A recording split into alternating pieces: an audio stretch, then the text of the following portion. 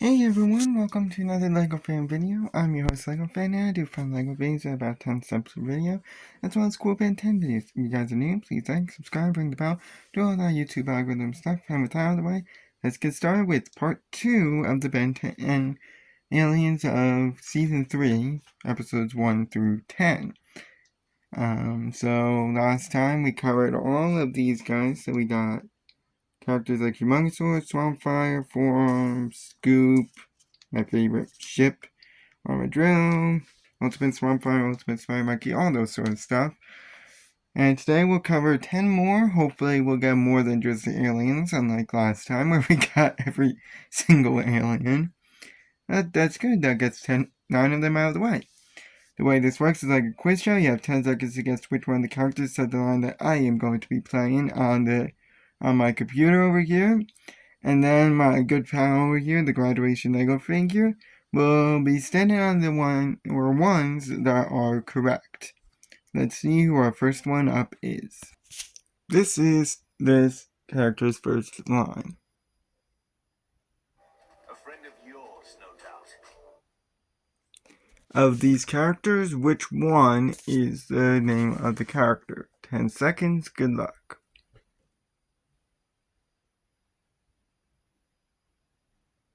So my good pal Lego, the Lego graduation figure, will walk over. And looks like it's this one right here. So, let's see who we got here. So this is the character of Sir Cyrus. It is a very poor photo. He is a human, only appeared so far in The Creature from Beyond, who claimed to be the follower of the very first knight, a character I did not include called Old George, who doesn't really make any impact in the episodes that we have here, though he does appear. And he blamed Ben and the gang for the death of Sir Reginald. Again, a character I didn't list because while he is important, being the catalyst and all, but I didn't really think about including him that much. But he actually reluctantly accompanied them in the hunt for the creature that escaped from it, the Lacubra. And later, the Lacubra became the kidnapper of Squire Winston. In the end, he actually planned to betray Ben and kill him himself, but they decided to keep their truce for the time being and walked away. So, we don't really have. So, yeah, that's pretty much all we have on him. So, he's clearly a great strategist and owns and rides a hoverbike which has a tracker to help keep track of where Ben and the gang is. He also wields a crossbow that fires a laser and commands another faction of the Forever Knights. We have way too many factions of Forever Knights. He also has armor, clearly, but he tends to be one of those that shoots first, asks questions later, and cares about all those under him, which can be a strength or a weakness. He's also biased against any aliens and magic users. He really does not like them, and is quick to blame people. And as usual, being a human, he has no real unique powers of his own. Let's move on with this guy.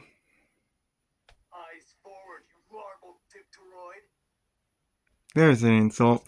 So, of these characters, which one is the one that said that line? 10 seconds, good luck.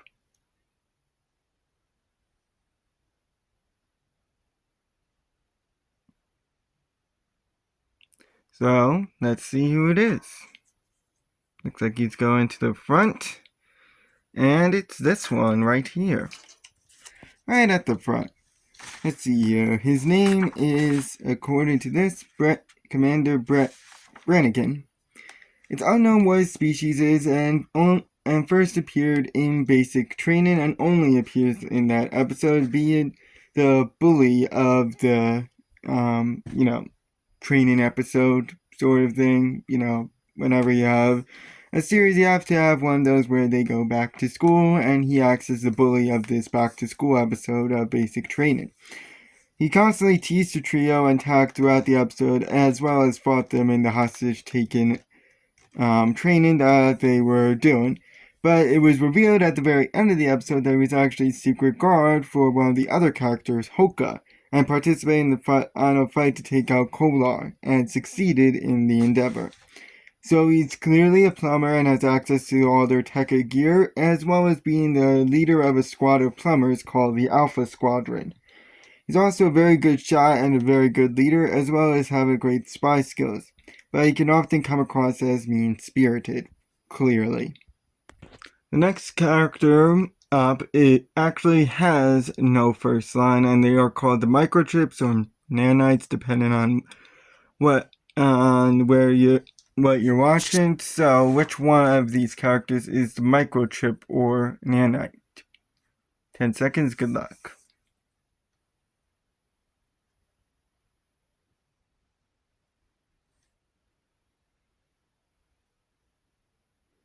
So, let's see where he goes now.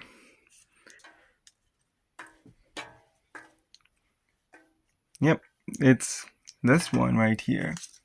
So these are apparently our microchips or nanites, not actual size. They're way smaller than this. They are their own species and only appeared in the episode of Revenge of the Swarm, acting as the weapon for Elena as well as composing the body of Victor Valadis to use while in battle, as well as acting as their eyes and ears as to what is going on in terms of Ben in the form of Victor Valadis. So they often attack as swarm and are immune to mana attacks. They can also fly, as well as form shapes to attack any foes, including a ball, which can be spiked or unspiked, a certain like worm creature as a buzzsaw, and pretty much anything else. They also act together as a hive mind and are able to destroy metal. They also lie dormant for an unknown amount of time and can learn and adapt from their enemies. They are also very quick at recreate the structures and bodies, as well as fire each other off like bullets. They can also grow legs to walk away if the need arises, though typically they won't do that.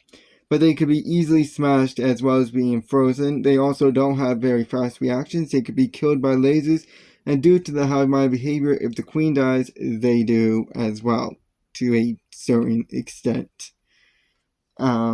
I was debating whether or not to include them as part of Victor Valadis's, but I decided to consider them their own thing, as Victor Valadis kind of acts like his own entity in the episode. So, the next character up has their first line of... What did you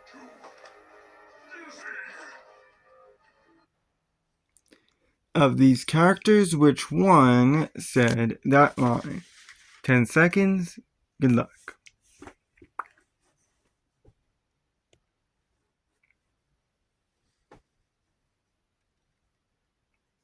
Looks like he's gonna head towards the back. And he lands on this guy right over here, this strange metal creature. So, this is the character known as Ultimate Cannonbolt, who is an evolved Iberian Pelirota, first appearing in the transmogrification of Eunice, battling Thunder for the final time in the mud, and with the help of pretty much everyone. He managed to get him on the ground before Asmith showed up in order to break up the fight and reveal the truth that he actually hired Thunder to get Eunice.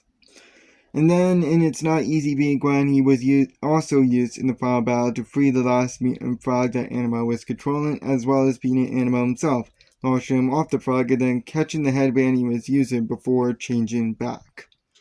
So he is obviously not harmed by radiation and could curl up in a ball form, making him even more durable than his normal form, and this can break through rock, wood, as well as wrap things up in this form like a tornado.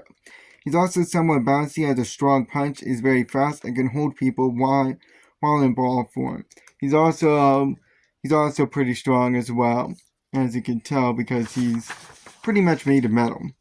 And though more difficult, he can also be blasted back by lasers, and some of these lasers can even make him dizzy, as you can tell by that first line. Alright, the next character up are Eon's minions. They don't have a first line, they don't actually speak in the episode, so which two are Eon's minions? 10 seconds, good luck.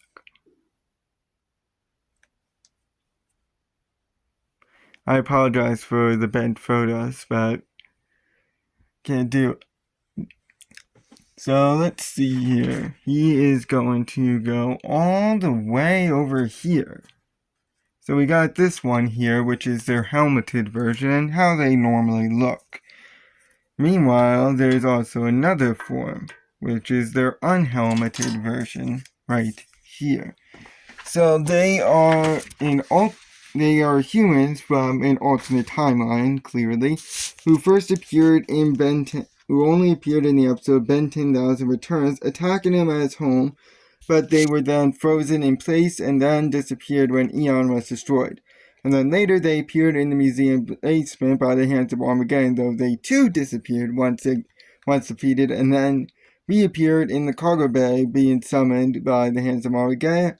Had a brief little fight before they, but we don't actually learn what happens to those ones.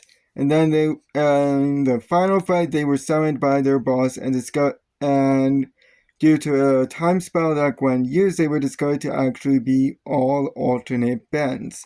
The ones that Eon captured when he was on his tirade through Ben 10 timelines. And they were all defeated once Eon was. So they are very great fighters and often attack as an army. They're never alone. And they also often have laser swords with them, as you can tell in the photo here. They also are very agile and are also equipped with throwing stars. But they can be trapped in ice and or weapon, and same with their swords. They can also be attached to weapon and ice. But when Eon goes, so do they.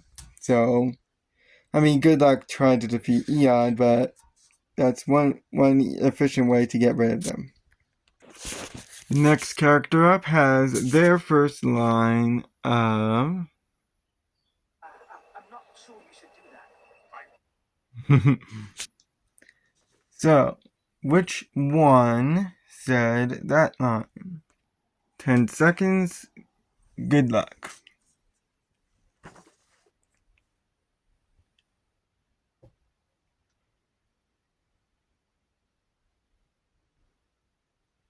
So let's see where our Lego figure will go.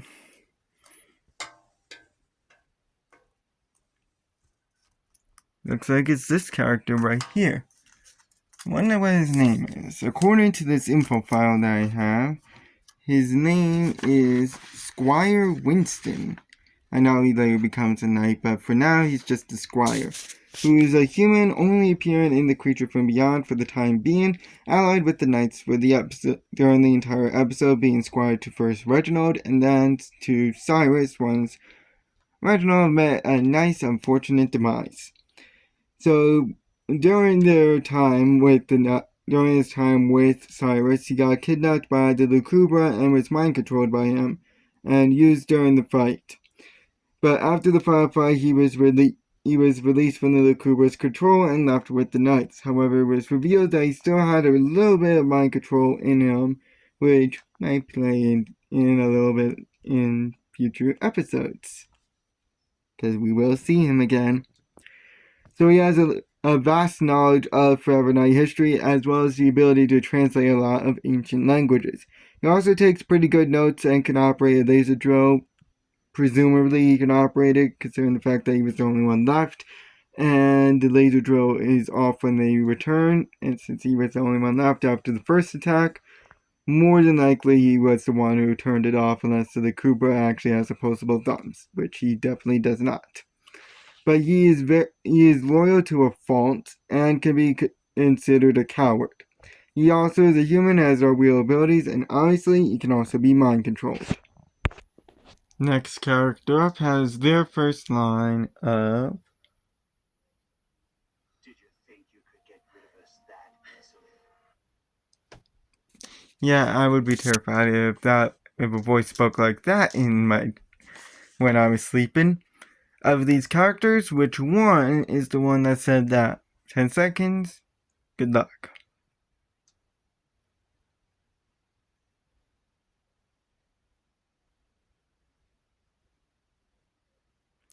So, let's see where he goes. Seems like he's only going a short ways.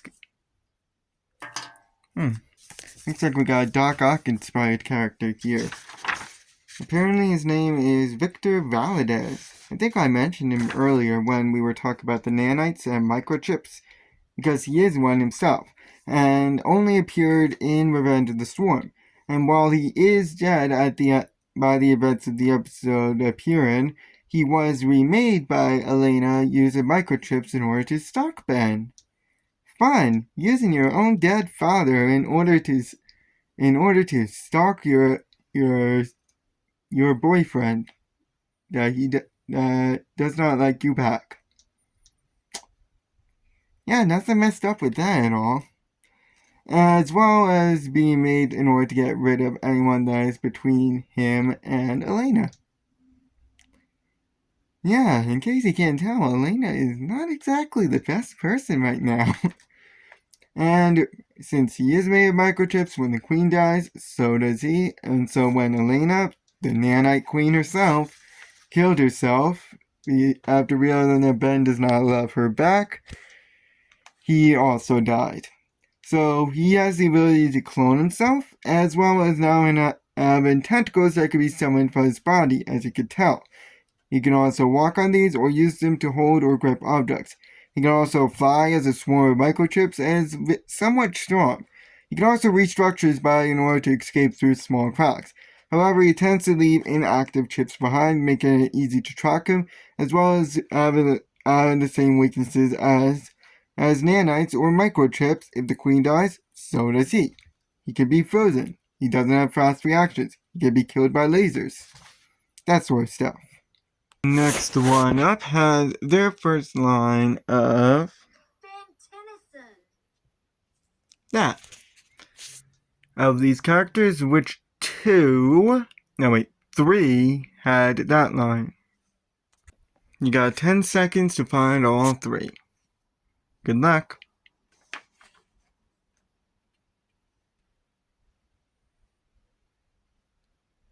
One of the only characters in this season in this part that actually has more than two forms.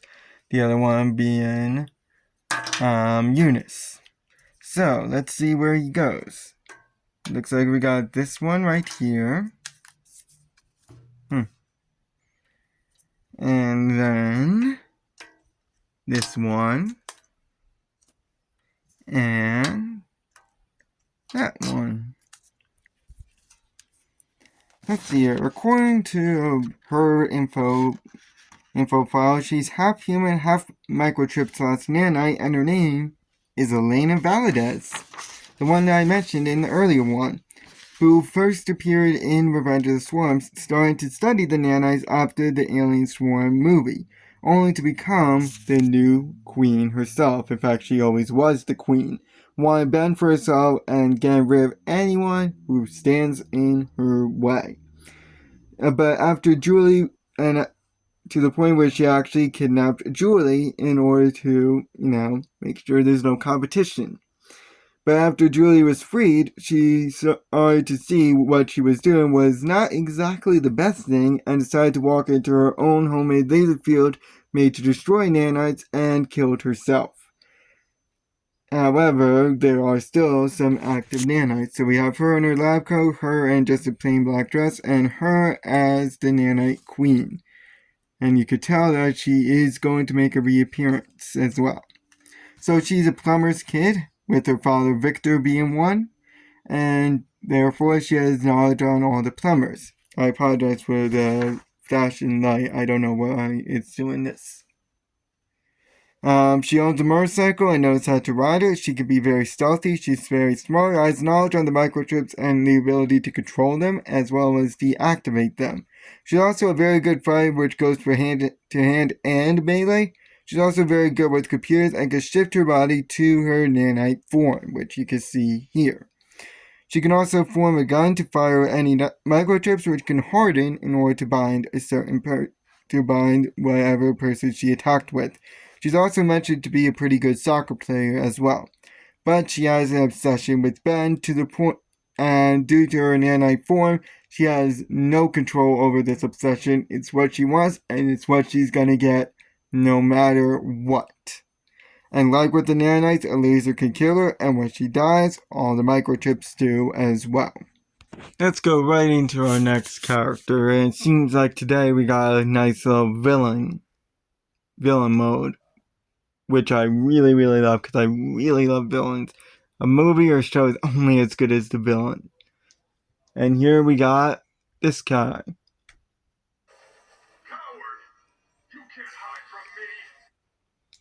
of these characters, which 2 said that line. 10 seconds, good luck.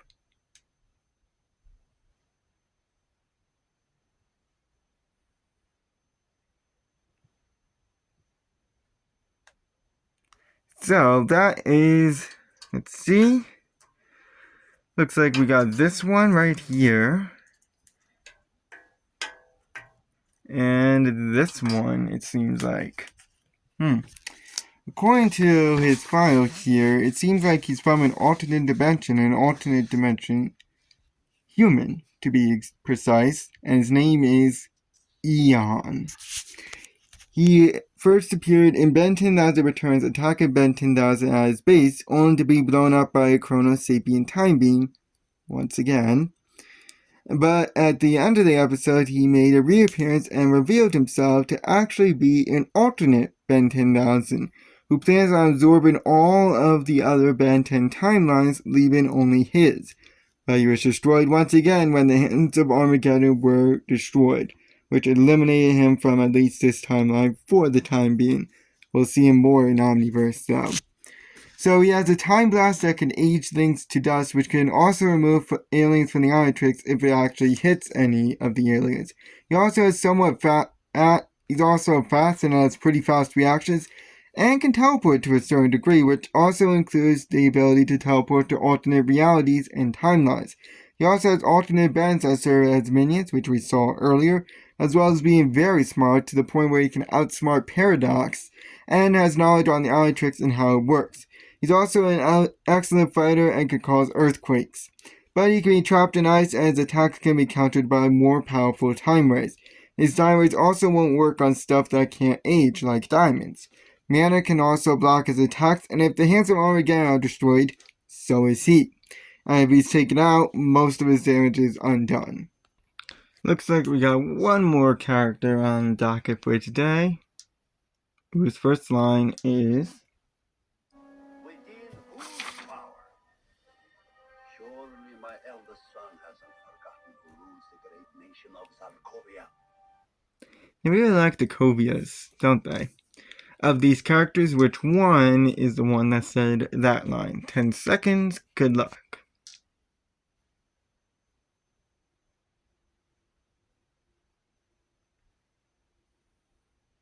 So that is, let's see, only went up to this guy right here. Looks like his name is King Xarion, who is a human only appearing in Victor the Spoils, hiring Ben in order to get rid of his eldest son, the prince who was trying to dethrone him, the king, and mostly stayed in the background of the episode, maybe interfering here and there until the big twist, where he actually had a big plan in order where he wanted to put his mind into Victor, who was recovered in the Null Void, and by using the alien of Amphibian. And it actually worked. His mind was transferred into Victor. His body, meanwhile, died in the process. And we will get to what happens next when we get to Victor's little file that we have. So, being the king, he obviously rules over his country, and he is very wise and smart, knowing exactly what goes on in his kingdom. And while the soldiers are mostly loyal to the prince, he does have a handful of soldiers that are still loyal to him. And these soldiers are equipped with laser guns and are mind controlled, so there's no, I don't want to do that. No, they're mind controlled. They can't disobey orders. He also has scientists that work under him as well as the access to SAM, Service to Air Missiles. He also has knowledge on aliens and alien artifacts, as well as maybe a little knowledge on the Omnitrix. But he is very old and is an old king and has less sway in the kingdom than he once did, and has no unique abilities of his own. Obviously, since he's old, he's not as spry as he used to be, and if the remote control the prince has is broken, all his soldiers are freed. I will stop there for today. I hope you guys enjoyed this nice little info on all our characters. We mostly had villains today, though we had a few other characters. So I'll see you in the next episode. So long.